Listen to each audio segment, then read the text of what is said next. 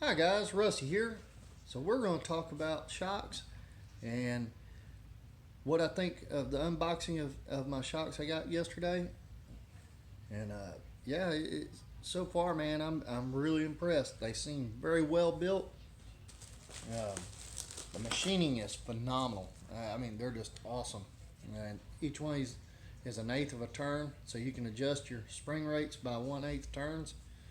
And you can see you got your dial on there that tells you what number you're at. So what they do with these is they come preset based on your weight, and they build them for you. And then once they get all that done, they put them together and charge them with nitrogen and send them to you. Man, it was quick too. They turned around and had them shipped to me the next day. So they're not wasting no time. And I had seen these guys before in the dirt track industry because we raced dirt track, and I never knew that they made motorcycle shocks. So I was shocked when I found them on the Road Glide forum. And a couple of them guys had some other high-end brand shocks, and they said they hands down would not go with another brand. So I figured if they liked them that much and they had rode several other brands, I'd give them a try too. But the brand is called Super Shox, and they give you this handy little table that's graphed. It shows you based on how much weight you have on your motorcycle, your passenger, and your stuff. And then at the bottom here, it shows you the dial marks and how to set your shocks. So if you put a passenger on the back of your bike, you can preset your shocks before they get on the bike. But that does come to a nasty little subject though. You have to tell them your weight, your tour pack, about how much weight of junk you carry in your saddlebags, and then you got to tell them your wife's weight or your passenger's weight. Yeah, you good luck with that. Let your wife find out you're telling them her weight. She might not be real happy with you. But yeah, they man, I'm telling you, they are nice, and they got spherical bearings, so they'll sit there and not be on rubber bushings, so they'll pivot as well. And another thing I like that they did, which I never seen a shock manufacturer do this. As a matter of fact, most your aftermarket shocks will tell you that not to do this, but they give you a lowering bracket with their shocks, and that thing is solid. I mean, rock solid. It's straight up solid piece of aluminum machined, and then the stud is threaded in, so it's not pressed in. It's actually threaded in. Um, that thing, man, it will last a lifetime.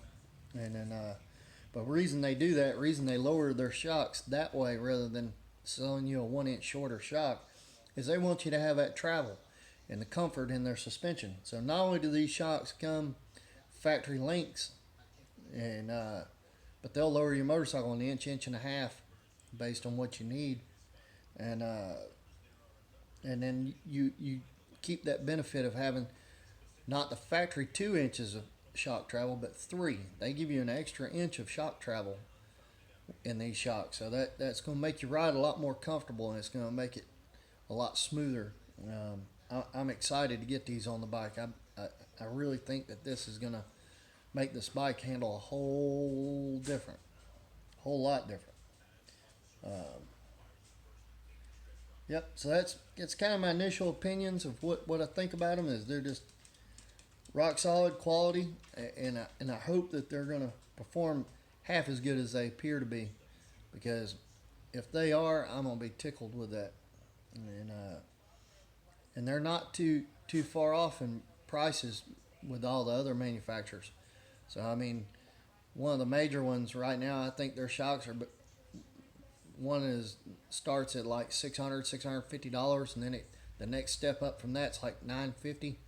These guys are kind of in the middle from what I see, and I hate to tell you a hard price because I don't know that their price is going to be the same for everybody, because they build these by your specs, and so things may change a little bit. So just know that they're about middle of the road between the two different shocks some of these other manufacturers offer. Um, Yeah, man, these are going to be an awesome addition to the bike. I got a feeling, and they offer a 30-day trial period. You put them on your bike in 30 days. If you still don't like them, all you got to do is contact them, send them back to them, and they will refund your money. And another nice thing about them is they are lifetime warranty. They're made in America, which they put that right there on their sticker, made in USA. That's an awesome thing too. Um, and so if you break one, that from what I understand, they will work with you to get you back on the road. And if you ride them 200,000 miles and you blow the seals out of them because you just wore them out, they will fully service them. And I think it's under $100. You can send them back. They'll rebuild them and send them right back to you, good as new. I don't know how often they recommend that. I might have to look into how often you service them. I know the front forks on my Harley requires new seals after 50,000 miles, which it's probably going to be after next season. I'm probably have right about 50 at that point, and I'm probably going to upgrade the fronts at that time. But like I say, initial impression is pretty impressive. I like them. I can't wait to get them on the bike and give them a try, because I got one issue with my bike, and I think it's because that one shock went bad. I have a particular turn. I travel down this road regularly to go to and from work, and it's kind of a sweeping bend, and it has a bridge transition right in the middle of that bend. And when I'm going around it, and the suspension loads and unloads, I kind of get that high speed wobble a little bit. It's not bad. It's just a little weave, and usually I let out the throttle and lean forward a little bit and get on it, and it'll straighten out. Usually once I get the bike straight, it pretty much quits, And from my understanding, the rear swing arm on that bike is rubber mounted. It's got rubber bushings. So those rubber bushings and one bad shock will allow the swing arm to pivot a little bit, and it'll cause that. So if this fixes that, man, that'll right there itself will be well worth it.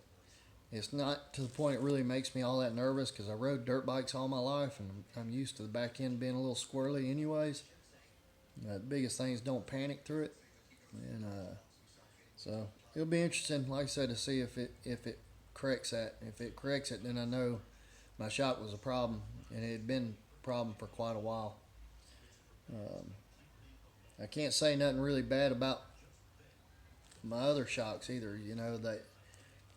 They were on the lower end on quality, but they did last almost 40,000 miles. And to be low end shocks, I guess that's not really, it's hard to complain about that. I mean, were they best performing shocks? No. Would I buy them again, knowing now what I know? Nope. I would go ahead and pony up the bigger money and get the good shocks, because you're going to do it now or do it later. So if you do it now, you can do it one time. So that could have been close to $300 stuck towards these shocks, and it would have saved me money in the long run. But live and learn, right? And we all have to get out there and figure things out sometimes. I look forward to doing the next videos on these and reviewing them as far as how they work on the bike. And if you're new here, like and subscribe and hit that notification bell so you can see more of these videos as I make them. We'll talk to you later.